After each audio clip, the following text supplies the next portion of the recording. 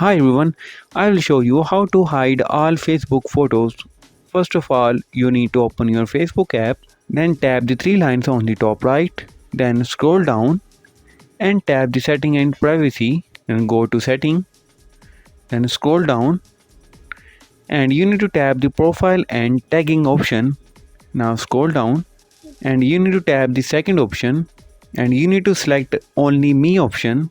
Now the all Facebook photos are hide. If there is a problem with this video, so ask in the comment. Any problem related to social media and internet, let us know in the comment bar so we can make a video on it.